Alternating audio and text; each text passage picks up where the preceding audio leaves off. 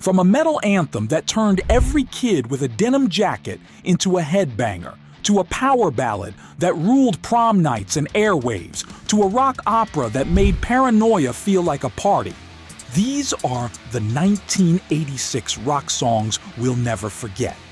1. Master of Puppets, Metallica. It's the sound of chains tightening around your brain. Master of Puppets didn't just launch Metallica into the metal stratosphere, it redefined what heavy music could be. Opening with a galloping riff that hits like a sledgehammer, the song's lyrics slice into addiction, control, and what happens when you let something else pull the strings. James Hetfield's barked vocals, Lars Ulrich's relentless double-time drumming, Cliff Burton's bass rumbling beneath it all like a storm. It's 8.5 minutes of precision chaos, no fluff, no filler, just pure force. No radio play, no flashy video, just word of mouth and sheer power.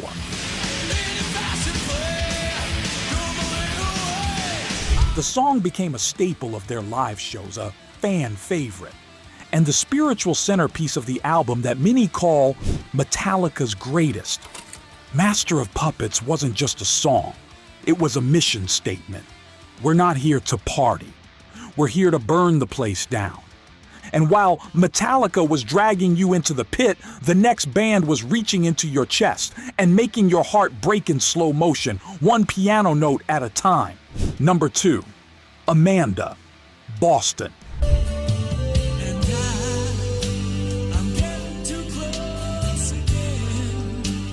After 8 years of silence, Boston came back with a whisper. But that whisper, it took over the airwaves. Amanda wasn't their usual stadium rock. No massive solos, no fast tempos. Instead, it was a delicate, heartfelt power ballad that found Tom Scholz and the band in a surprisingly tender mood. The story behind it, wild. The song was written and recorded years earlier, but label issues and perfectionist delays kept it in the vault. When it finally dropped in 1986, fans were stunned and hooked. It shot straight to number 1, becoming the band's biggest hit ever despite no official music video and very little promotion. And that chorus? I'm gonna take you by surprise and make you realize, Amanda.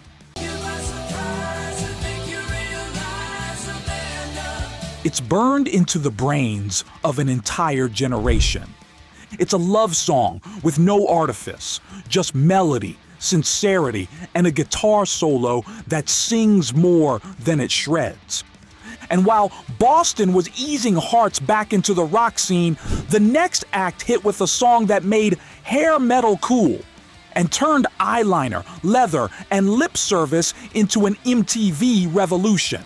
Number 3, Talk Dirty to Me, Poison. I never seen you look so good. This wasn't poetry.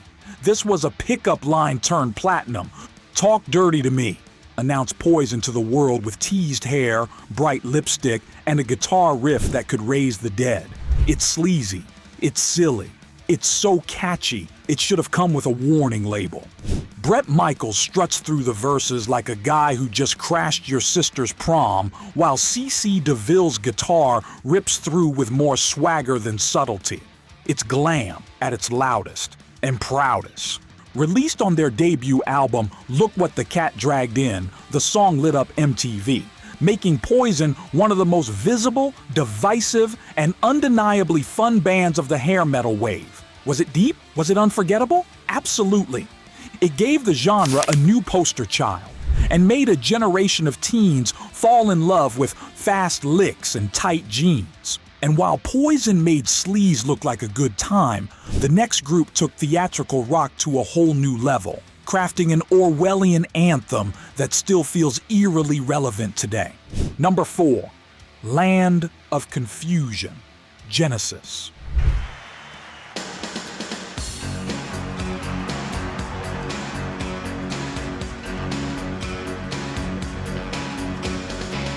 There's too many men, too many people making too many problems. That line hit hard in 1986. and it still does. Land of Confusion saw Genesis ditch the gentle prog textures of the 70s and plug directly into the chaos of the Cold War, political scandal, and media madness. Phil Collins doesn't sing this one like a ballad. He shouts it like a warning. The riff is punchy, the drums are thunderous, and the message is crystal clear. We're spiraling, and no one's at the wheel. But what really made it legendary? The video. With grotesque puppet versions of Ronald Reagan, Margaret Thatcher, and even the band themselves, it was bold, bizarre, and totally unforgettable. It won awards, it sparked debates, and it made Land of Confusion a cultural landmark. Genesis proved that pop rock could be slick and socially aware without losing its bite. And while Genesis brought dystopia to MTV, the next band did the opposite, inviting you to dance, cry, and rage in neon all at once with a track that became an 80s cornerstone. Number 5, Don't Dream It's Over, Crowded House. There is freedom within. Soft, soulful, unshakable. Don't Dream It's Over by Crowded House is one of those rare songs that feels like it was always there, as if it came from some eternal emotional frequency we all tune into eventually. Written by Neil Finn, the track mixes melancholy with comfort in a way few songs ever master. It's about perseverance, intimacy, quiet hope in the face of noise. Musically, it's understated, but every note hits home. That jangly guitar, the warm organ, the melody that sneaks into your bloodstream. Released late in 1986, it slowly climbed into the hearts of millions, eventually hitting number 2 on the Billboard Hot 100 and becoming a soft rock classic. And over time, it's become the song for everything from breakup montages to protest playlists. It doesn't shout, it endures. A gentle reminder that walls may rise, but dreams don't have to fall. And if that one had you misty-eyed, the next track revved things back up with leather, attitude, and a whole lot of pink and black swagger. Just like subscribing to our channel does to us, so click now. Number 6, You Give Love a Bad Name, Bon Jovi.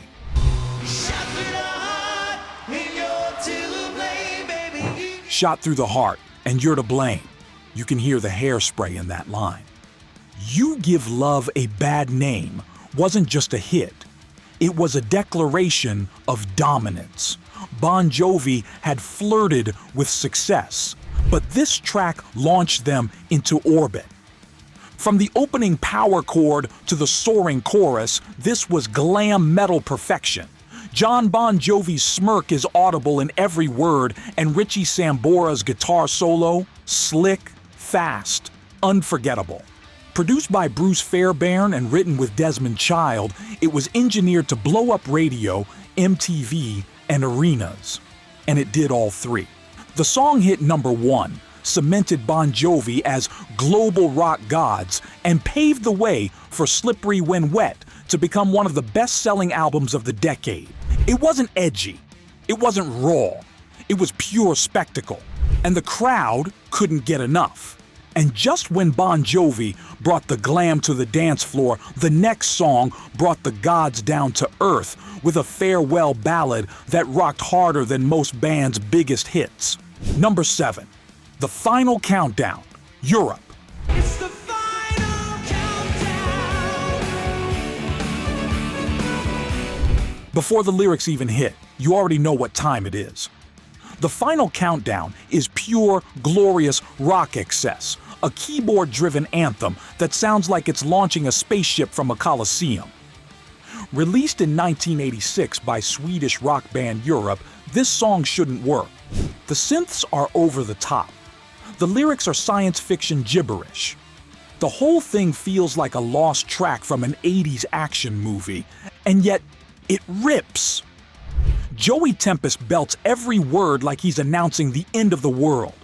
John Norum's guitar solo blazes with melodic fury, and that keyboard riff? It's now one of the most recognizable intros in rock history, used in everything from sports arenas to ironic memes to movie trailers. It topped charts in 25 countries. It turned Europe into global stars, and it's never really gone away. Because some songs are just too epic to die. And while Europe were blasting off into space, the next band stayed grounded, dropping an honest, street-level banger that brought the grit back to American rock. Number 8, Addicted to Love, Robert Palmer. The lights are on, but you're not home. You know the video. Robert Palmer, slick suit, stone-faced models, one of the most iconic visuals of the 80s. And the song, just as sharp. Addicted to Love is where style meets stomp. That opening guitar riff kicks the door open, and Palmer struts in with vocals that drip with both charm and menace. It's seductive. It's sarcastic. It's basically rock and roll in a tailored blazer. Originally written as a duet with Chaka Khan, who had to drop out, Palmer ended up owning the whole thing. And it worked. The track dominated radio, MTV, and award shows, earning a Grammy and becoming Palmer's signature song. And yeah, the video helped. With a band of robotic models swaying in sync, it was part performance art, part pop culture lightning bolt. Everyone parodied it. No one forgot it. Addicted to Love is proof that you can sell a song with style, if the groove is strong enough to back it up. And while Palmer made rock look like fashion, the next band took their bombast and pointed it at history, turning the battlefield into a stadium. Number 9, Invisible Sun, The Police. I don't wanna spend the rest of my life. Dark, moody, magnetic. Invisible Sun isn't your typical Police single, but that's what makes it so unforgettable. Released internationally in 1981, but widely embraced in the US by 1986, this track was Sting at his most political. It's about hope in the face of war, survival in the middle of suffering, and the quiet desperation of people stuck in conflict zones. Inspired by the troubles in Northern Ireland, the song trades reggae grooves for cold, looping synths. Sting sings in a near monotone, restrained, haunted, deliberate, while Andy Summers' guitar work wraps around Stuart Copeland's tense, martial drums. The original video, banned by the BBC, featured real footage from war-torn cities. It wasn't meant to entertain, it was meant to provoke, and it did. Invisible Sun is less about hooks and more about truth wrapped in shadow. And in a decade obsessed with flash and glam, it hit like a cold wind blowing through the neon. And while Sting whispered about survival, the next artist screamed about obsession, with a track so big it had stadiums singing before the first verse even ended. Number 10, Livin' on a Prayer, Bon Jovi. You know this one before the first line drops. That woo isn't just a hook, it's an anthem. Livin' on a Prayer was Bon Jovi's rocket to immortality. Released late in '86, it told the story of Tommy and Gina, two working-class lovers trying to survive the grind, and it became the voice of every underdog in America. The talkbox guitar intro by Richie Sambora is instantly recognizable, and the key change at the end? Straight goosebumps. It's melodrama turned all the way up, and somehow it still feels genuine. This wasn't just another glam track. It had heart, blue-collar lyrics, a stadium-sized chorus, and a message that hit everyone. You hold on, no matter what. It topped the charts, broke records, and has never left karaoke playlists or sports stadiums since. Livin' on a Prayer didn't just define Bon Jovi, it defined the decade. And while John and Richie were giving us hope with Hairspray, the next song gave us fear, fire, and one of the creepiest choruses ever put on tape.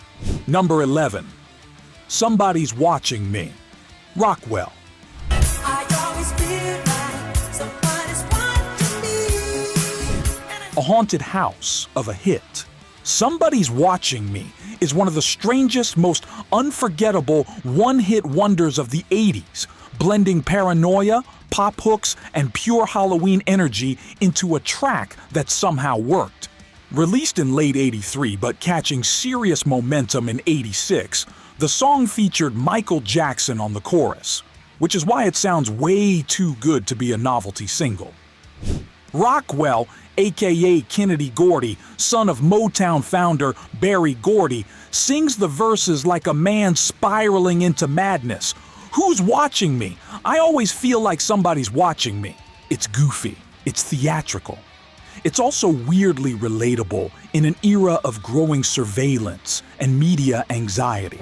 The song shot up the charts, became a staple on Halloween playlists, and even today, that chorus gives you chills and makes you want to dance through them. And if Rockwell was peeking through the blinds, the next band was blowing them wide open. With a sci-fi synth epic that turned guitar heroes into laser-wielding legends. Number 12. Final Frontier, Iron Maiden.